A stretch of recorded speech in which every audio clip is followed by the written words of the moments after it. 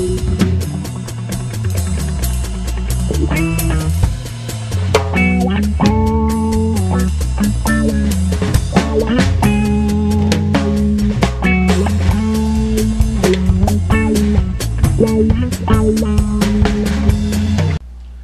to Freedom Affairs, presented by the Sepia Club.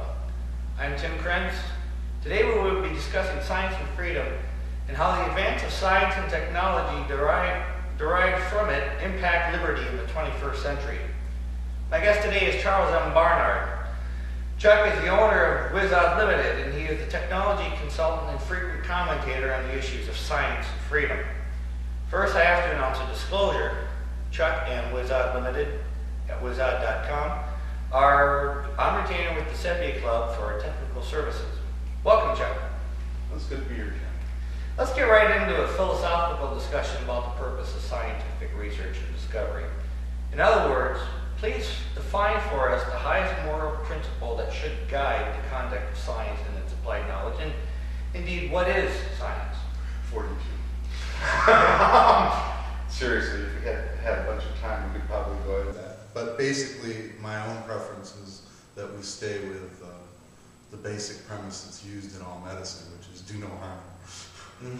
Before you can worry about whether or not the technology is going to do any good, first you have to try and make sure it doesn't do any harm. You're never going to be successful. You're always going to have problems. No matter what you do, no matter how much it improves things from before, there will be some way that it'll mess you up later and you're going to have to fix it again. It's just the way things go. It kind of depends on personal responsibility of the scientists involved, isn't it? There's kind of like a code of ethics that, for example, you don't want to make something that could stop photosynthesis, just in case it got out or something. Well, there's that. But of course, the main driver in technology is military applications, and the military has a long history of totally disregarding what might happen to things after they quit using them. Depleted uranium, for example. Depleted uranium, landmines. I'm sure there's hundreds of different examples.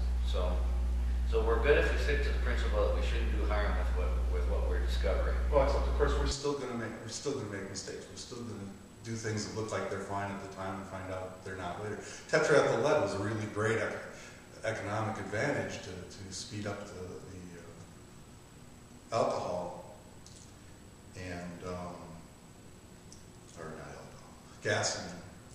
But tetraethyl lead also produces lead on the side of the road that kills things. So we had to give it up. In what direct ways could science and technology be harmful to humanity? I mean, like specific examples of things that have happened, and how does science directly impact political freedom and the natural rights to life, liberty, and pursuit of happiness? Let's have some concrete connections here on what we're looking at and what we have to deal with. Well, first you have to differentiate science and technology. Okay. Technology is applied results of science. Science is just a way of looking at things where you decide that you're going to record whether or not something works and then try and do more of what works than what didn't work. A methodology. Yeah, it's basically a way to look at things. And it's pretty neutral. You can use it to study anything you want to study. And pretty much it gets used to study just about anything people want to study. As far as its impact on society, much of that has more to do with what the political agendas are of the people who publicize the things than it does with the actual science. Genetic engineering, for example, which we've been doing crudely for at least 2,000 years. We've been breeding animals and plants to make the ones we liked better. It's a form of genetic engineering. It's crude, but it works. Gets results. Yeah, and it can be used to do good things and can be used bad things, like any other tool. You can use a hammer on nails, or you can beat people with head with it. Just depends on who actually uses it. And how are we talking about these things affecting political freedom? Well, better communications always seems to improve people's freedom. The more they're able to talk to one another, for starters, the first thing that happens is that they fight less amongst each other. But Communications makes major changes. The invention of the printing press made the entire world a lot richer in terms of what was accessible. When you have to copy a book by hand and it takes 6 weeks, you don't make a whole lot of copies of that book. When you can print them off and make even 10 or 20 a day, it makes a major difference in how that information gets spread. So when we're looking at today some sort of restricted access, like possibly internet, different levels of internet, what do we call that? The net neutrality The net neutrality issue. Net neutrality is a concept that's real simple except for politicians to understand, I think. Basically, a neutral net means everybody's got equal access to everything. And what the current groups in the government that are trying to change that want to do is make it so that the person who provides your internet service can determine what sites you see and whether you pay extras to see them or whatever. And the real danger there is that you can't do anything about a site you don't know exists. If the information is out there but you can't find it, then it doesn't change your mind in any way, shape, or form. So basically, when we're talking about improved communication, whether it's the internet or the printing press or even cell phones and other satellite-based communications, we can actually expand the range of free speech and free assembly, even in certain ways, in new ways that can protect our rights. Yeah, and that's actually, there's every government that's been a totalitarian regime, the first thing they do is take over the media. I mean, even in the movies, they get that part right. You take over the broadcast media, you take over the newspapers. The internet was designed by some people who were frankly a little bit paranoid about the government. And it was designed so that it's triply redundant and fairly anonymous. It's not too difficult to remain anonymous on the net to an extent. And that also frees people up a little bit, because even if you're legally allowed to say whatever you want, we've found that the society won't necessarily let you do that. The most recent example was today that Don Imus, who was a commentator for CBS and MSNBC, had made some comments last week, and he's been fired as of yesterday because of those comments. And yeah, there was nothing illegal in anything he said. Right. But it apparently violated his contract with CBS, or at least CBS is willing to go to court over it. Right. Let's pursue some specific areas of science. We are in an age of smaller, faster, better. Nanotechnology is not something many people are familiar with. What is it exactly? Well, nanotechnology comes out of a throw-off statement by a physicist in the early 60s, whose name I should know and I can't remember at the moment. I'm sorry. But he basically said there was no limit to how small you could manipulate things. At the time, making things that were 100,000th of an inch across was a major feat in the early 60s. And we routinely go 1,000 times smaller than that now. And nanotechnology actually got some publication when Eric Drexler wrote a book about it in the early 80s. And Eric basically took that and said, well, if there's no limit, then we can build machines that work on an atomic level. We can build things up literally atom by atom, by placing each atom where we want it to be. Of course, if you do that, Simple. It's been done in some simple things. It was done as early as 25 years ago. IBM created a logo of them, their own logo in single xenon atoms. It wasn't a particularly practical example, but it was the first. And potentially, the technology gives you the ability to make anything you want as long as you can describe it. Of course, if you're going to actually put together each atom to make something, say even this vase, which is fairly straightforward, there's billions of atoms in there, and it would take a fair amount of time. So nanomachines tend to not be individual machines. They tend to work in swarms of millions.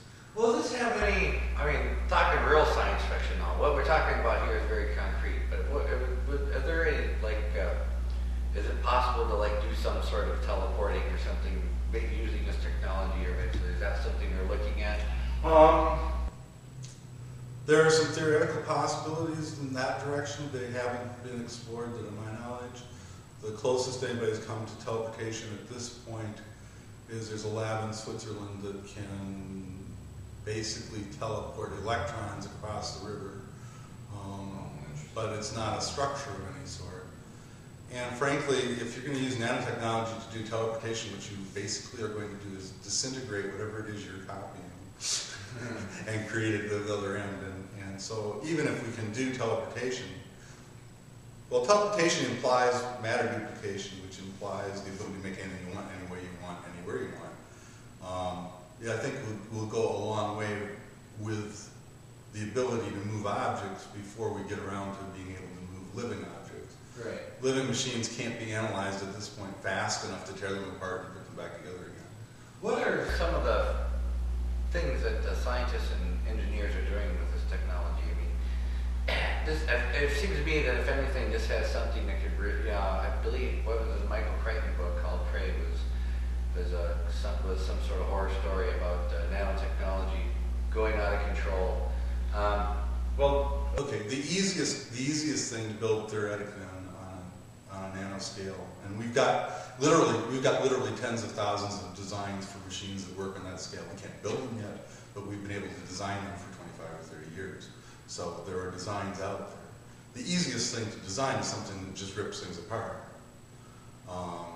And that results in if you make a self-replicating version of that, the feared result is that it will disassemble everything and you'll end up with nothing but dust, which of course would promptly try and reassemble itself into something else because nature does that.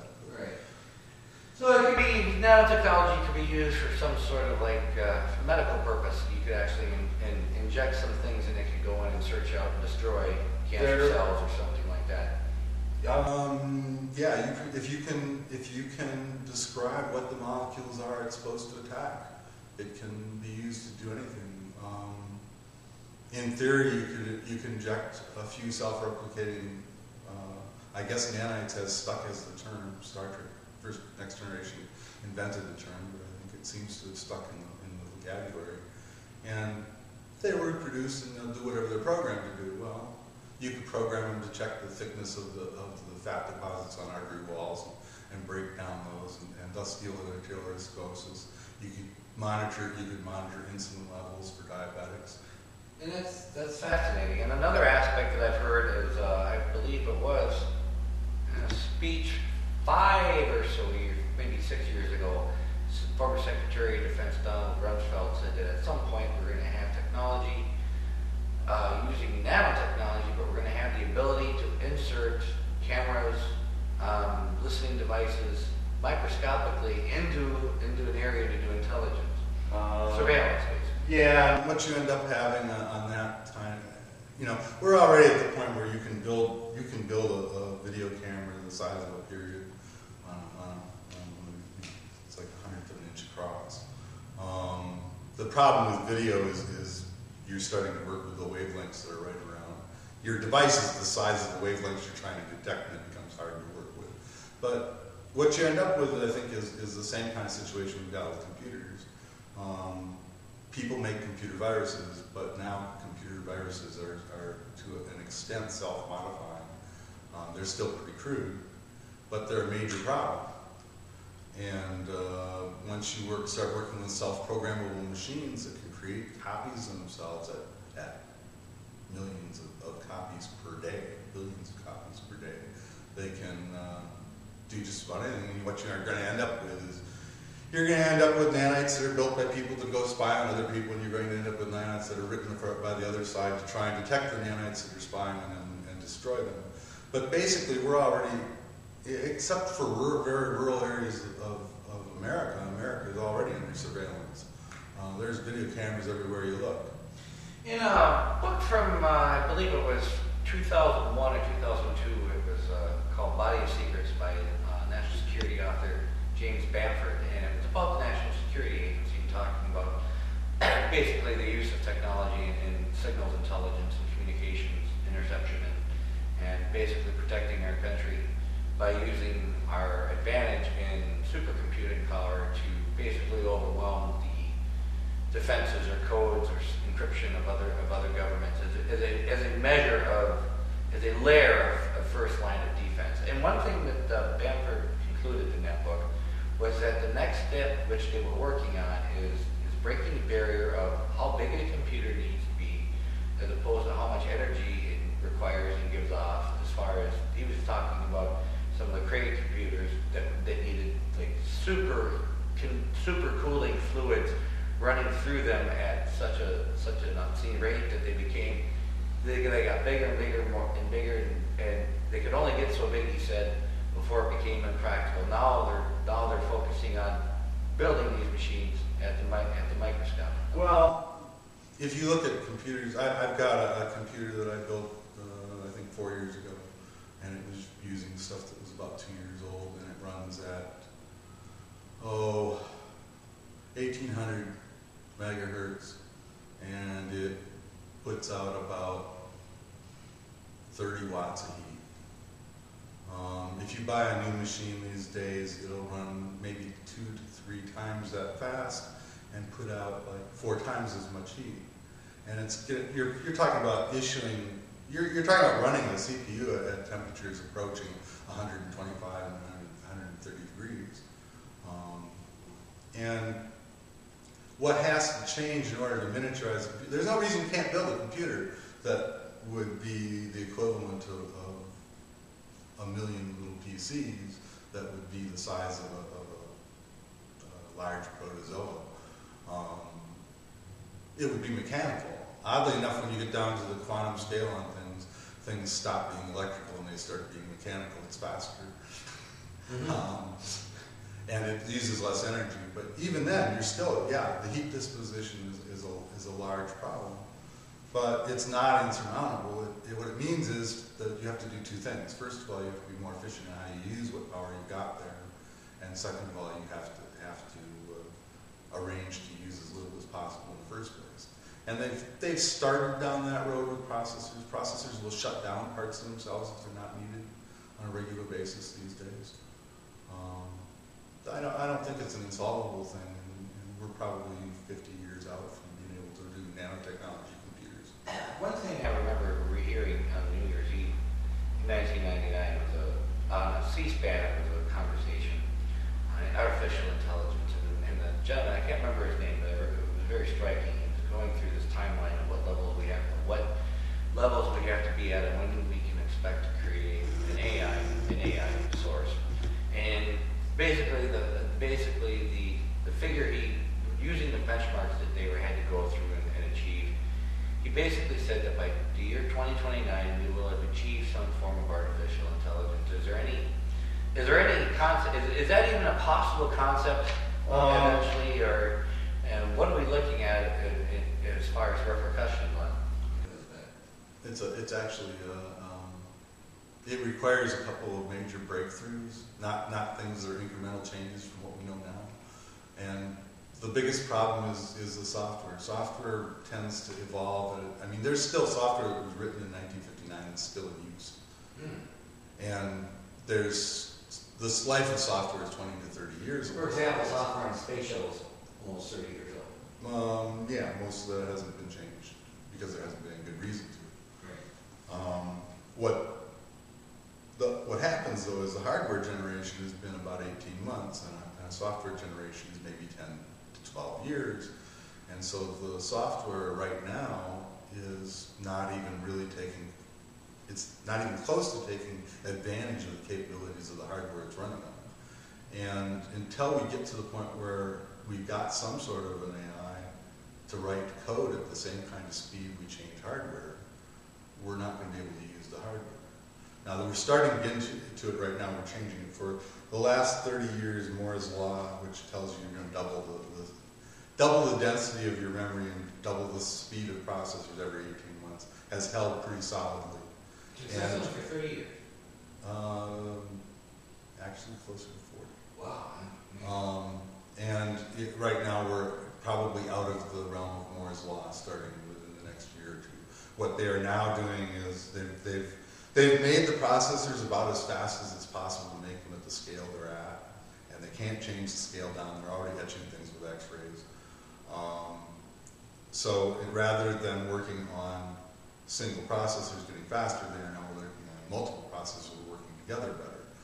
Now, Cray started doing that kind of parallel processing stuff back in the late 60s, and there's been some research done on it all along. But parallel processing stuff is still pretty new. Probably the easiest example to find right now is there are any number of applications that do molecular analysis work or climate analysis that will run sets of problems on your computer when you're not using it, and they may have 10 or 20 million personal computers out there that are running this in their spare time. And it's a form of parallel processing. And to use nanomachine computers, you have to have that, because you're no longer talking about how many processors you have. You're starting to talk about how many liters of processors you have. Interesting. Well, let's move on to a different direction now. Something that's on everybody's mind and will be on our minds probably for the long-term future. That's energy. In the future of energy, what are some of the practical things that science can eventually do to change our sources of energy, how we think about energy, how we use energy, and not only science, but what are some engineering sort of developmental hardware or hardwired sort of things that can make our energy at least more efficient? And what about, and where is this going to lead? I mean, will we ever break the barrier of cold fusion, which I would like you to address last? It's a mouthful of questions. One of the things that's happening with energy is already there. We're using less and less of it to do more and more of it all the time.